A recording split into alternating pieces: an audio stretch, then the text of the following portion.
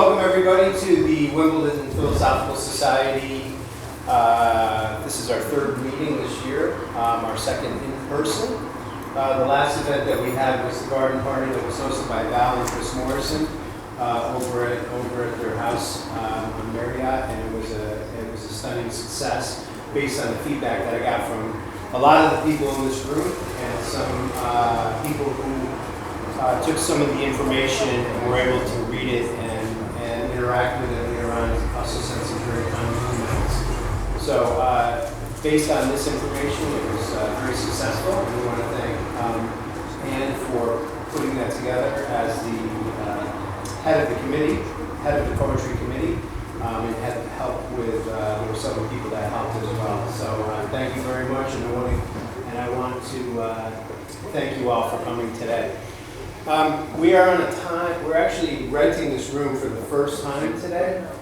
We had previously been meeting in other venues, and we have this room until 9:30, so we're on a pretty tight schedule. So I was going to give a little introductory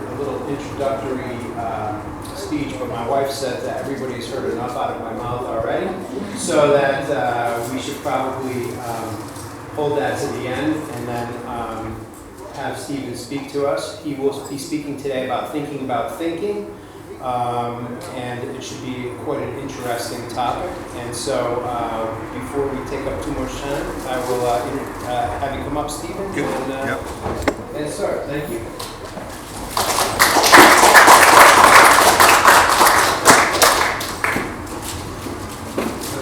And I'm going to be recording this, Stephen, so you're just so everybody knows. At our last meeting, Ed introduced me as Stephen Coe, which is my name, but said he'd looked me up on the internet and unfortunately confused me with Professor Stephen Coe, who works at Nottingham University and is a psychiatrist and psychologist. I just thought further. In the Gaia, the whole of the universe, all things are balanced. I am in fact a retired chartered accountant, so I like to think that as I speak here, the other Stephen Coe, Professor Stephen Coe, is now giving a lecture on the history of the So thinking about thinking, here are some of the questions I'd like to touch upon this evening. What is consciousness? How does human consciousness differ from that of animals, or insects, or plants? When in the process of evolution did consciousness arise? What do we understand by the term free will? Is it possible that developments in artificial intelligence would lead to the production of machines that are conscious? We will consider consciousness in the natural world, consciousness as displayed in artificial intelligence, human consciousness and its implications for free will, consciousness in the ancient world, how modern consciousness may differ from that of our ancestors who lived more than 3,000 years ago. I also want to introduce the extraordinary theory of Julian Jaynes, in which he suggests that before the second millennium BC, people in general were unaware that their thoughts came from within their brain. They thought the impetus to act was the voice of a god, Apollo, Yahweh, or some minor household god who gave them advice or orders. I'm not approaching this subject as a scientist, having no relevant scientific training, but as a would-be philosopher pursuing a personal journey. What can we say about the science of psychology? It is open to question whether psychology is truly a science. To what extent is it susceptible to scientific methodology? Despite having a scientific methodology worked out, there are problems and arguments which prompt doubt that psychology might really be a science. Limitations may refer to the subject matter, e.g. overt behaviour versus subjective private experience. Limitations to objectivity, generality, testability, ethical issues, and philosophical considerations. Science assumes that there are laws of human behaviour that apply to each person. Therefore, science takes both a deterministic and a reductionist approach. Science studies overt behaviour because overt behaviour is objectively observable. and can be measured, allowing different psychologists to record it and agree on what has been observed. This requires that evidence should be collected to test the theory of other people. Scientific laws are generalizable, but psychological explanations are often restricted to specific times and places. Because psychology studies people, it studies the effects of social and cultural changes on behaviour. So, I'm not in a position to approach the subject as a scientist, and certainly not as a neuroscientist, although I will refer to the work of Daniel Kahneman and Michael Gazzaniga. But I approach it with due humility as an observer of the history of human experience.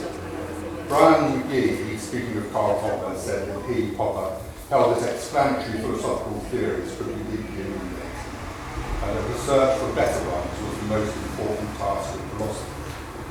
And that the modes and forms of everything in experience are subject dependence. So philosophy exists on a different plane from that of science. They both rely on logic, but science requires evidence to make an affirmation. Philosophy's truth is different. Principles can be developed through the scientific method, but philosophical axioms are based on logical truths, which can be complex and even ambiguous due to the subjective nature of human experience. So, let's look at what we understand by the term consciousness. Jonathan Birch, a philosopher at the LSE, identifies 5 separate elements of conscious experience. So these are the 5. 1. Perceptual richness. How well an animal can discriminate different details in each of its senses. So what does the organism perceive? 2. Evaluative richness. The capacity to distinguish between positive and negative stimuli, i.e., can it distinguish between pleasure and pain? 3. Unity, the integration of sensory information into a single experience. 4. Temporality, how does past experience influence present behaviour? And can the organism plan for the future?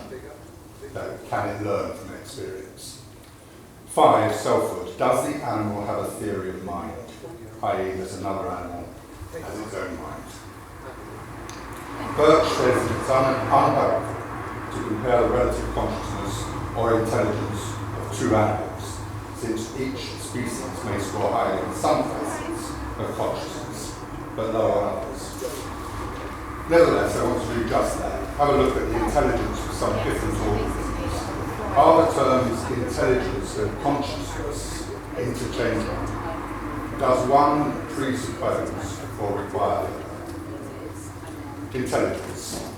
Let's look at intelligence. We will consider fungi, insects, and then the possibility of artificial intelligence. Fungi, first of all. Merlin Sheldrake's book, which some of you may have come across, the book is called How Have Fungi Shaped the World, gives us an insight into the complex and astonishing world of fungi. And I'm going to paraphrase a little from this book. He says, take lichens, such as the pale green stuff you often see on tree bark or rocks.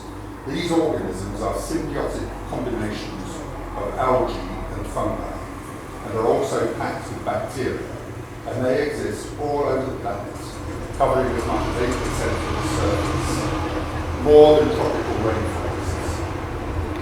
They are perhaps the hardiest organisms known, able to survive on spacecraft, bathed in ionizing cosmic rays. We don't even really know how to think about such composite life forms. They are like micro ecosystems that, according to Sheldrake, confuse our concept of identity and force us to begin where one organism stops, force us to question where one organism stops and another begins. In fact, it might be better to think of lichens not as combinations of autonomous component parts, but as stabilized networks of relationships. The components are the notes, but the organism is the song. Or take mycelium, ecological connective tissue, the living seed by which much of the world is stitched into relation. It consists of fine fungal strands called hyphae that lace through soil like blood vessels through flesh, and also along coral reefs, through plant and animal bodies, both alive and dead, in rubbish dumps, carpets, floorboards, old books, in libraries, specks of house cards, and in canvases of old master paintings. In a teaspoon of soil, there might be 10 kilometres of height. Mushrooms are everywhere. Mycelium is a way of life that challenges our animal imaginations, Sheldrake writes. Some hyphae are sensitive to light, wind, temperature, moisture, surface texture, and electrical fields, and can detect and navigate around nearby objects. Some networks stretch over kilometres and can be thousands of years old, whatever that can mean for such a distributed organism. The Nobel laureate biologist Max Delbruck considered mycelium the most intelligent of simple multicellular organisms. Fungi force us to reconsider what intelligence means. It's an emotive, slippery, and in many ways unhelpful word. For many people, it is synonymous with sentience or consciousness, while at the same time being notoriously hard to measure, even within a given species, let alone to compare across the species divide. Many animal behaviourists prefer instead to speak of cognition, the neural processes that govern behaviour. But that generally assumes a brain, or at least a nervous system. Plants and fungi have money. So now I come on to something that is closer to my heart, and know a bit more about. Bees. Social insects like bees work together as a unit to survive. They thrive and reproduce. Individual bees have different roles to play at various stages of their life. They build and maintain the nest by fashioning hexagonal wax cells. They nurture the larvae and younglings. They clean and repair the hive. They defend it from enemies such as wasps or opportunist bees that might seek the of their hive. They forage for pollen and nectar to feed the whole population. The job of the queen bee is to mate with as many drones as she can when on her maiden flight, and then to lay eggs. She can lay up to 2,000 eggs per day and will be productive for 2 to 3 years. The drones have no function other than to mate with queen bees, but not just for queening their own hive. The drones fertilise the queen's eggs, and these eggs produce the larvae that become worker bees. So it is necessary for the queen to mate with drones from other hives to secure a variety of genes within her own hive. Unfertilised eggs become drones, who carry only one set of chromosomes, identical to those of their mother. To make a queen, the bees feed the larva on royal jelly. The bees don't make royal jelly directly from pollen the way they do honey from nectar.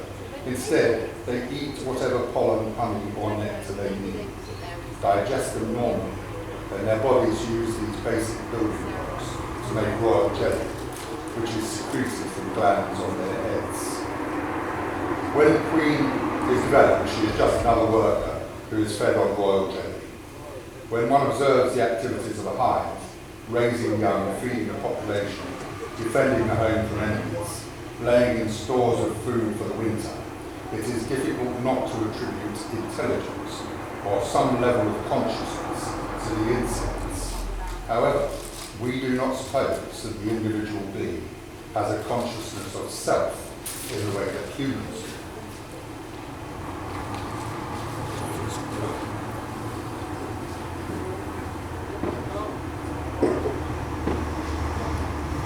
Artificial intelligence. New technologies change everything.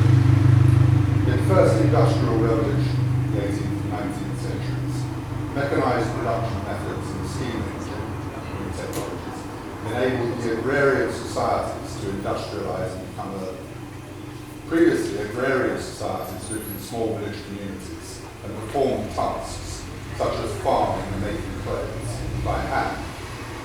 Machines were more efficient at performing these mechanical tasks, and humans moved on to other tasks that required intelligence. The second industrial revolution, say late 19th and early 20th centuries, was characterised by mass production via assembly and the invention of electricity in new technology. This unlocked new technological advances for humans to pursue, while machines continued to perform mechanical labour. Most recently, the third industrial revolution, mid-20th century to the present day, is being driven by automation, electronics and information. As was seen in the previous revolutions, humans offloaded tasks to machines or computers, as humans again moved on to the jobs they have today that machines cannot perform. We're at the start of the information revolution, artificial intelligence and big data, which will change society as did the previous industrial revolutions. Illustration of this. Deep Blue is a chess computer that famously beat world champion Gary Kasparov in 1997. Deep Blue's victories switched the example, usually cited, of a game where humans outmatched machines switched it from chess to the Chinese game of Go. Go is a game of simple rules with far more possible moves than chess. It seems to require more intuition and pre-planned strategies. Go is widely played in China, South Korea and Japan, and was considered one of the four arts of the Chinese scholar in antiquity.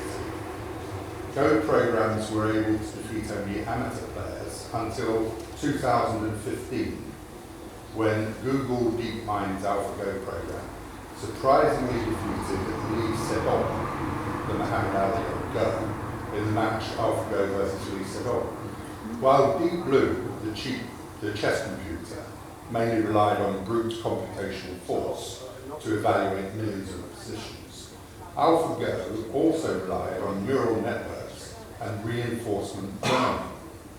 In November 2019, Lee Sedol, the previous champion, retired as a professional Go player because he felt he could no longer compete with artificial intelligence.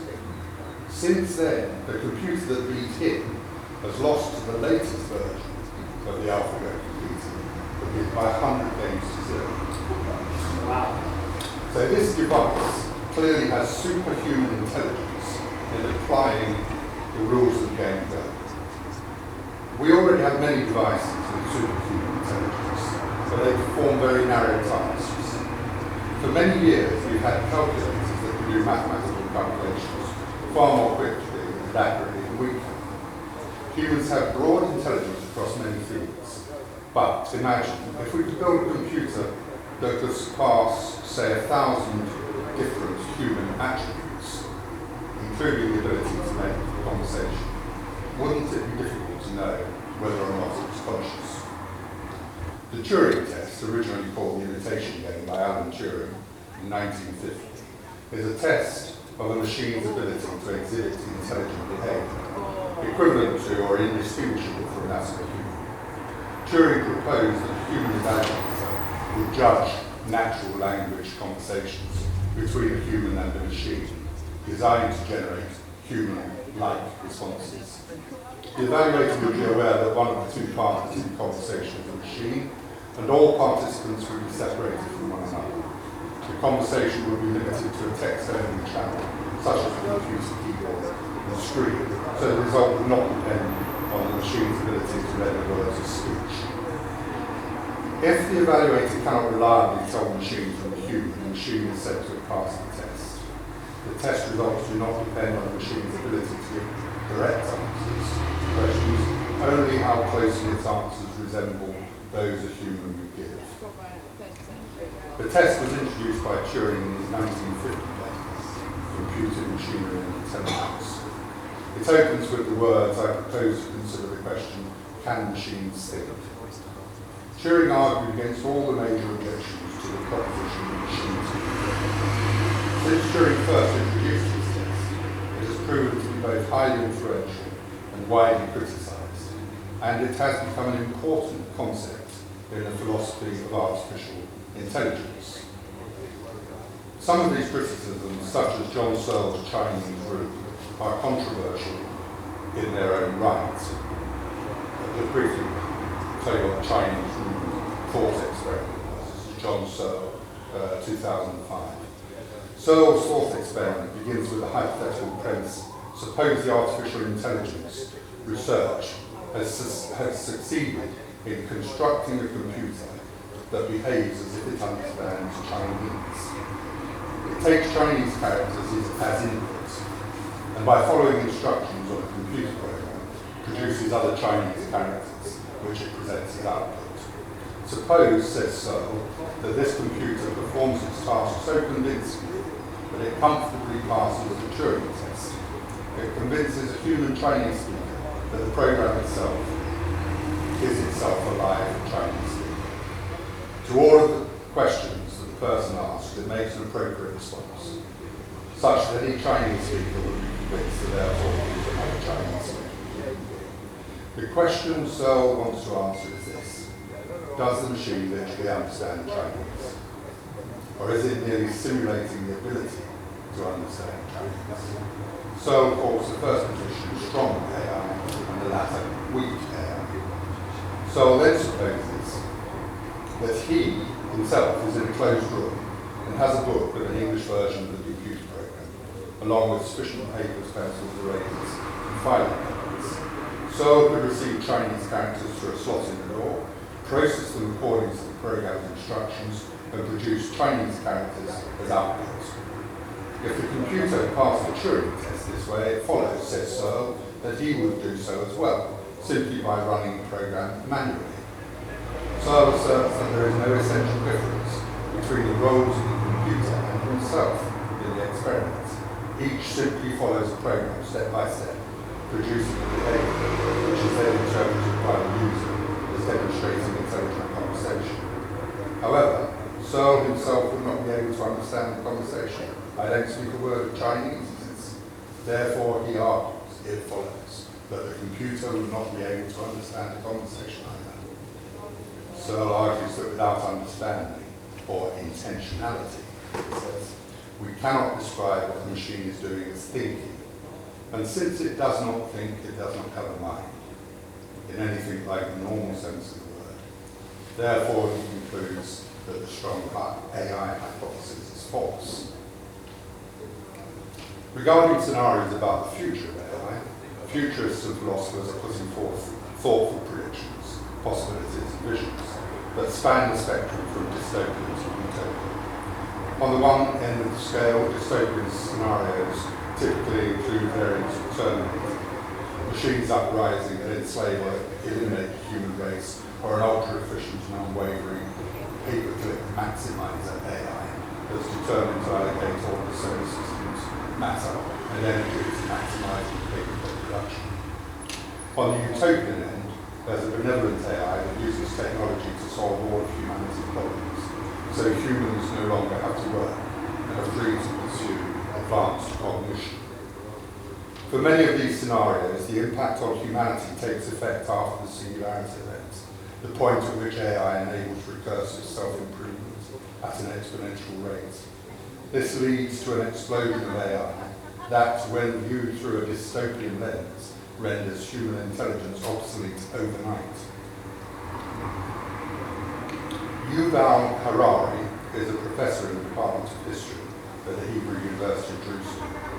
He has written various popular science bestsellers: Sapiens, Brief History of Humankind, Homo Deus, Brief History of Tomorrow, and 21 Lessons for the 21st Century. His writings examine free will, consciousness, intelligence, and happiness. Addressing consciousness, he concludes that consciousness is being decoupled from intelligence. So one can interrogate intelligence without needing to consider consciousness. And he cites Max Tegmark's definition of intelligence as the ability to complete complex goals.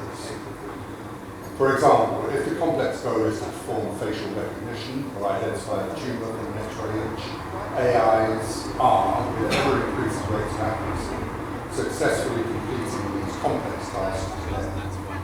So he says that intelligence does not require consciousness. Consciousness is not ignored altogether. Rather, it's simply not a prerequisite for discussing intelligence. And as such, the consciousness-related topics can continue in a separate and parallel discussion. And this is interesting because it suggests that a lack of consciousness is not a barrier to intelligence. So we can conceive the possibility of a race of sentient, intelligent, non-conscious beings. And we'll return to this later. So I want to talk a little bit about determinism. Determinism is a philosophical teaching, Hellenistic in origin, which claims that everything that happens, everything a person does, forms part of and is totally predetermined for the best in a harmonious system of nature or providence. This system is logically consistent, rational, and even divine.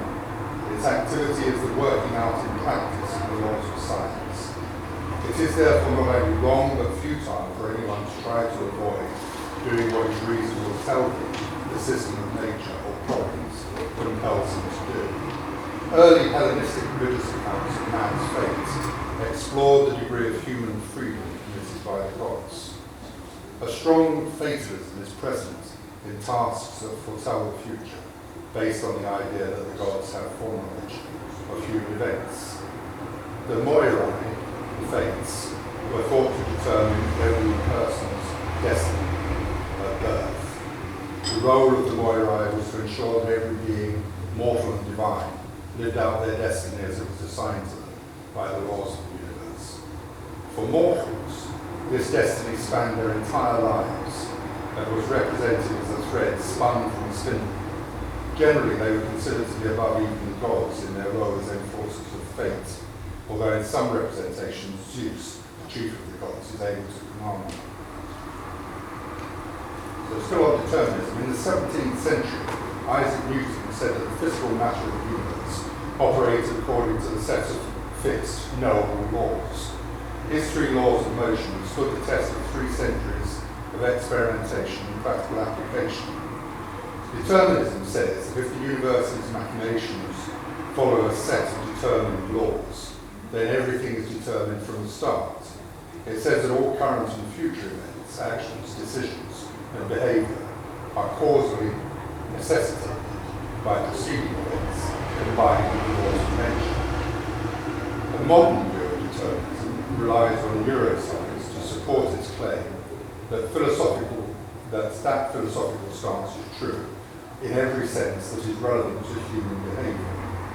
Sam Harris, in his book Free Will, writes, unconscious neural events determine our thoughts and actions, and are themselves determined by prior causes of which we are subjectively unaware. Free will, therefore, is not the free will that most people feel they have. The fact that our choices depend on prior causes does not mean that they don't matter, he says. Decisions, intentions, efforts, goals, willpower, etc. are causal states of brain leading to specific behaviours, and behaviours lead to outcomes in the world. Human choice, therefore, is as important as fancies of free will belief. But the next choice you make will come out of the darkness of prior causes that you, the conscious witness of your experience, did not bring into being.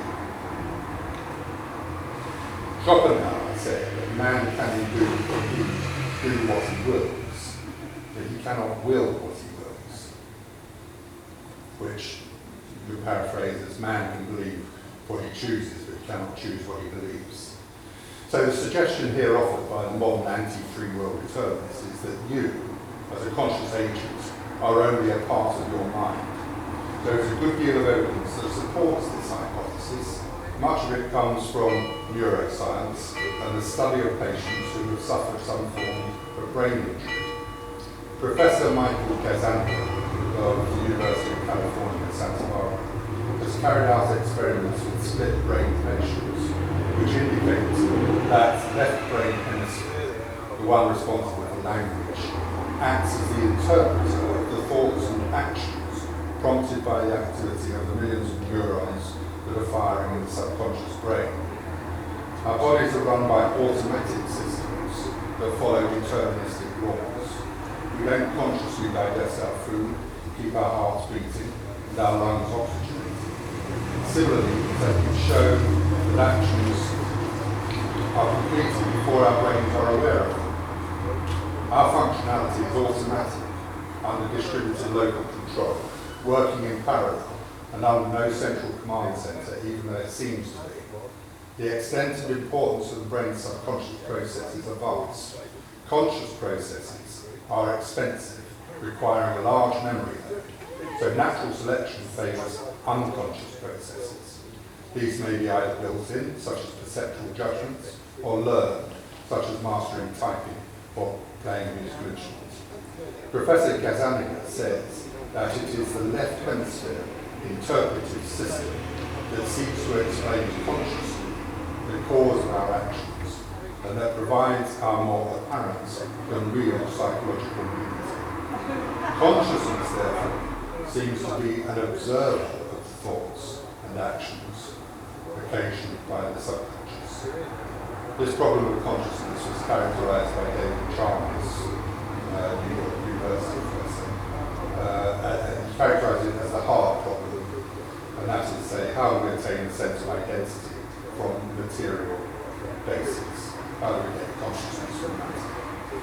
Some authors who have considered this question refer to consciousness as an epiphenomenon, by which they mean that consciousness is not actually doing anything.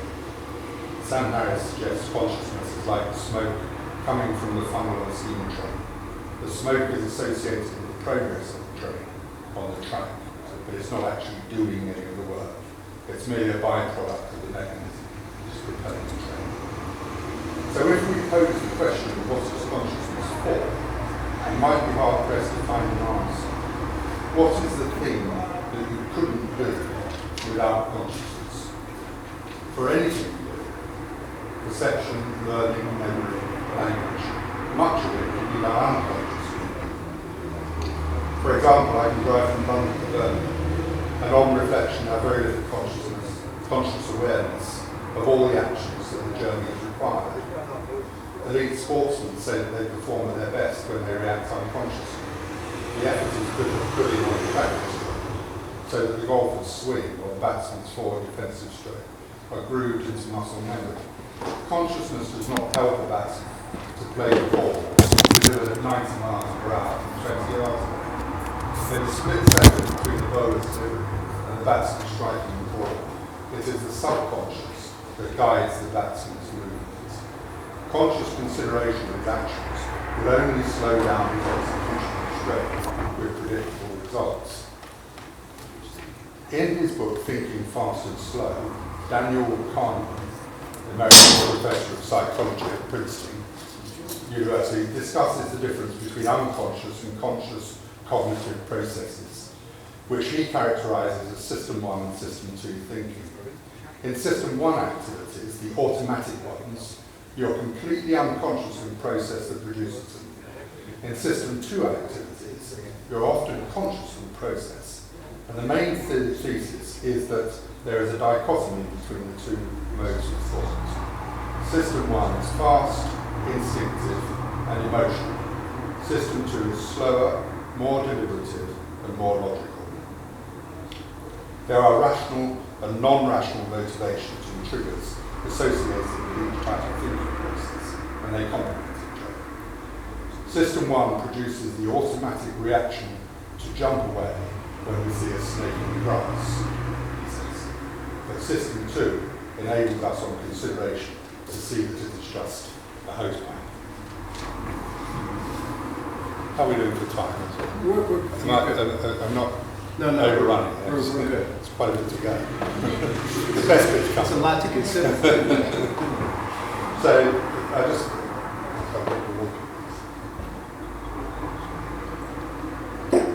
just go back to what I mentioned about Yuval Harari's assertion that intelligence does not require consciousness. So I want to ask the question whether any human society has ever existed that was intelligent, but that did not have consciousness in the sense that we have it.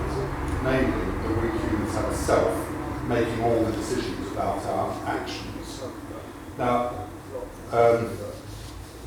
I want to introduce something a bit different here. So I'm going to really race through this, but it is absolutely fascinating because It's about the Bronze Age and the collapse of civilization in the late Bronze Age. Let me do it quickly, I might pass on this now. Professor Eric Klein from Princeton University set forth in his book, 1177 BC, the year civilization collapsed. His hypothesis for the late Bronze Age collapse of that civilization. It was a transition period that affected the Egyptians, Hittites, Canaanites, Cypriots, Minoans, Mycenaeans, Assyrians, and Babylonians. These were heterogeneous cultures populating 8 powerful and flourishing states, intermingling with trade, commerce, exchange, and cultural piggybacking, despite all the difficulties of travel and time. These cultures had been thriving for many hundreds of years all around the Mediterranean before the collapse of civilization in 1177 or thereabouts.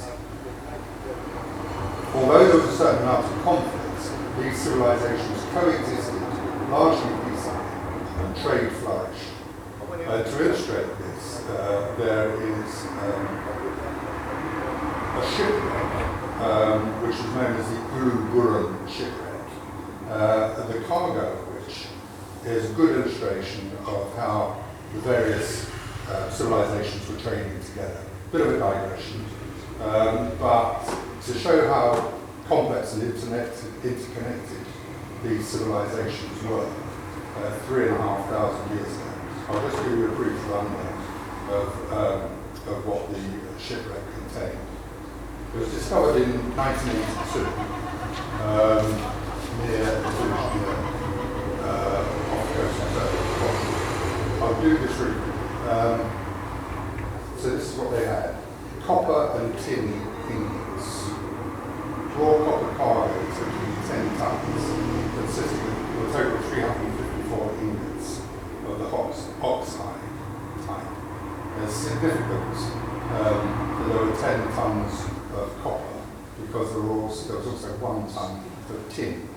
And to make bronze, you need these combinations of copper and tin in precisely those proportions, 10 to 1. Some of the copper were in a different shape. The shape was specially designed so that it could be loaded onto the saddles of donkeys or pack animals, so that it could cover further large distances. Then there were Canine jars of pistachio resin. The jars are characterized as the northern type, most likely made somewhere in the northern part of Israel. Jars with beads, glass beads, which could then be melted down and used for glass. Jars with olives in, pistachio, terebinth resin, which is turpentine, sort of turpentine. There were jar shards from the 18th century dynasty site at Tel Amarna.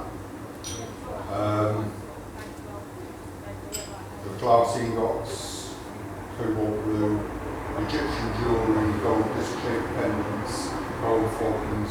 There's a miscellaneous cargo of black wood from Africa, ebony, ivory, hippopotamus, elephant tusks, hippopotamus teeth, tortoise carapaces, ostrich cells, Cypriot pottery, whole lot more stuff. And all these, the point of all this is that these various civilizations were all trading together. And they were,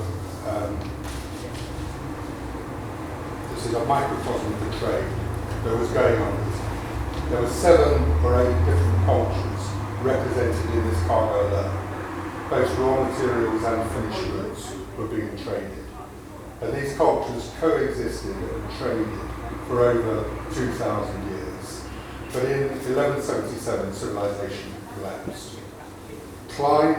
Professor Klein presents evidence to support a perfect story of multiple interconnected failures, meaning that more than one natural man-made cataclysm caused disintegration, the demise of the ancient civilization that incorporated empires, and globalized peoples. This ended the Bronze Age and ended the Mycenaean, and when Trojan and Hittite and Babylonian cultures. Now, Professor Eric Klein, it's a really fascinating lecture on YouTube, which I highly recommend. He's a very good speaker, and also his book. But this is what he says: trade was flourishing, but around 1200 BC it all came to an end. And that was followed by a dark age of 150 to 300 years. The cause of the collapse of the Bronze Age civilization has been attributed to the sea peoples. But Klein argues that the multiple interconnected failures were firstly droughts.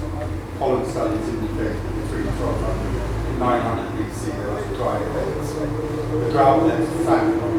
There are records of invaders of these new formed sea peoples, and there are indications that these invaders were refugees or economic migrants, fleeing the consequences of the droughts.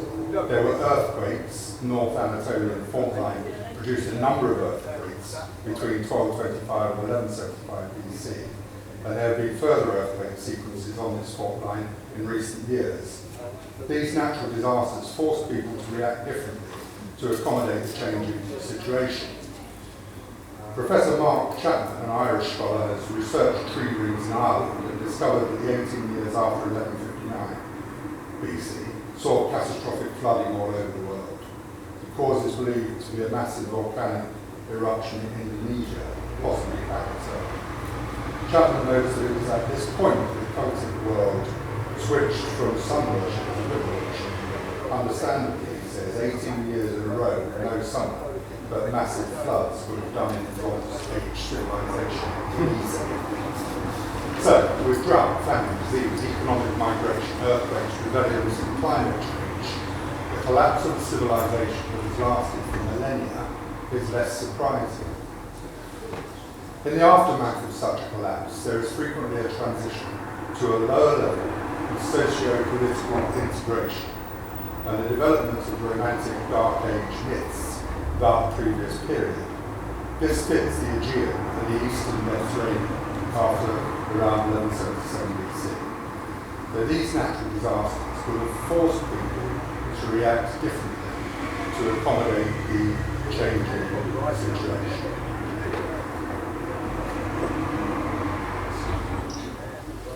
So now this is the extraordinary bit that I wanted to draw our attention to, because I find it fascinating. This is Julian Jaynes. So earlier I suggested that the lack of consciousness, might not be a barrier to intelligence, and that we might conceive the possibility of a race of sentient, intelligent, non-conscious beings. Dr. Julian Jaynes, an academic at Princeton University, published his book, The Origin of Consciousness in the Breakdown of the Bicameral Mind, in 1978. The thesis of this book is as follows. We perceive our own thought processes as a kind of dialogue between ourselves and another internal protagonist in our head. Nowadays, we understand that both voices are our own, but Jaynes suggests that before the second millennium BC, people in general were unaware that the second voice came from within their brain. They thought it was the voice of God, Apollo, Yahweh, or some minor household god giving them advice or orders. Jaynes suggests that the voices of the gods came from the right hemisphere of the brain, the opposite one to that which controls audible speech. Hearing external voices nowadays is associated with mental illness, but as Armand Arnaud notes in his book Socrates in Love, in the 5th century BC, such phenomena might have carried a stigma for sufferers, albeit one that was related to divine intervention rather than organic causes. The breakdown of bicameral mind was, Jaynes says, an historical transition. There was a point in history when people realised that the external voices they seemed to be hearing were really internal. Jaynes says this realisation was the dawning of human consciousness as we now understand it. There is an Egyptian inscription about the creator god Ptah, which describes the various other gods as variations of Ptah's voice or tongue. Modern translations reject the literal voice and interpret the other gods as objectified conceptions of the task mind. James dismisses such educated readings, preferring to take literal meaning seriously. The gods were hallucinated voices speaking inside people's heads. James further suggests that such gods evolved from memories of dead kings, who still, in a manner of speaking, retain control over their subjects via imagined voices in their heads. James suggests that there are substantial areas in the brain in the right hemisphere corresponding to learning area, the left hemisphere, the area responsible for speech, which have no apparent function in modern humans. He says perhaps these silent speech areas in the right hemisphere had some function at an earlier stage in man's history that now they do not have, i.e. this area in the left hemisphere was for the language of men, and in the right for the language of the gods. Richard Dawkins writes in his book, The God Delusion, this is what he says: Julian James, The Origin of Consciousness in the Breakdown of the Bicameral Mind, is a book that is as strange as its title suggests. It is one of those books that is either complete rubbish or the work of a consummate genius, nothing in between. Probably the former, but I'm pitching my bets. Whatever the case may be, the book is fascinating and erudite in many areas. James contrasts the mind of the Iliad with that of the Odyssey. He says there is in general no consciousness in the Iliad and no words for conscious or mental acts. The words in the Iliad that in the later age come to mean mental things have different meanings, all of them more concrete. There is no concept of will or word for it. Iliadic men have no will of their own, and certainly no notion of free will. If there is no subjective consciousness, no mind, soul or will in Iliadic men, what then initiates behaviour? The beginnings of action are not in plans, reasons and motives, they are in the actions and speeches of gods. The gods take place in consciousness. James says that the Odyssey is quite different from the Iliad. Both poems were developed and performed by the Aoidoi, who were the ancient Greek bards, singers, poets. But the Odyssey deals with Odysseus of the many devices, who is the hero of the new mentality of how to get along in a ruined and God-weakened world. The Odyssey announces this in its fifth word, which in Greek is polytropon, which means much turning. It is a journey of deviousness. It is the very discovery of guile, its invention and celebration. The contrast of the Iliad is astonishing, both in word and deed and character.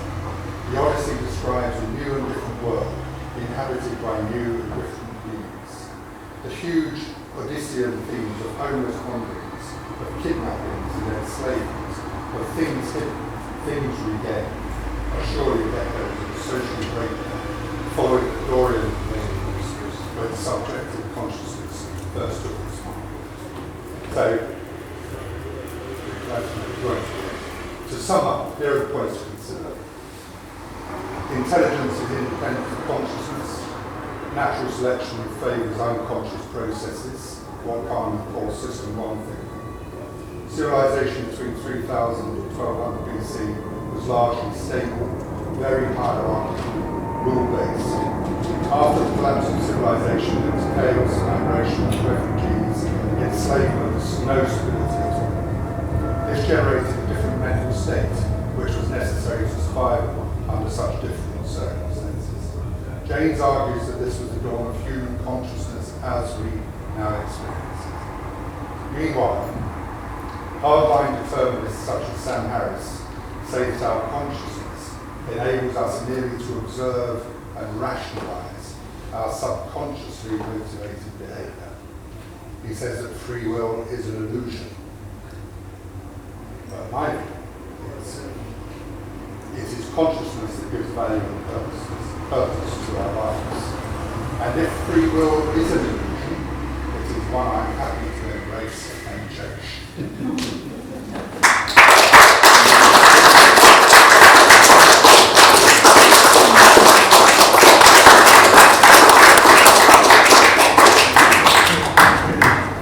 All right, Stephen, thank you very much for that very thoughtful speech. There's a lot to consider in there.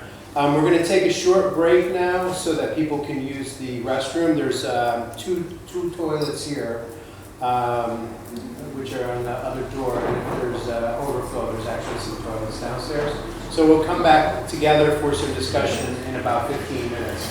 There's also some wine left over, so if you want a glass of wine or a second glass of wine, feel free. There's also some food over there as well. All right, thanks. That's quite a bit. Quite a bit. Well, I was saying to Chris, many years since I did public speech, I have no idea really how much to do. So there's about 6,500 words. And Chris said, that'll take over an hour. Yeah. So I chopped out some bits in the middle. Well, you did say that, but I actually couldn't stand reading it. This afternoon, well, then he says this part take out, this part take out. That's exactly what I couldn't finish it. I thought it was good. Listen, philosophy of mind is a huge issue, right? Absolutely. Sorry, excuse me. Let me just pause.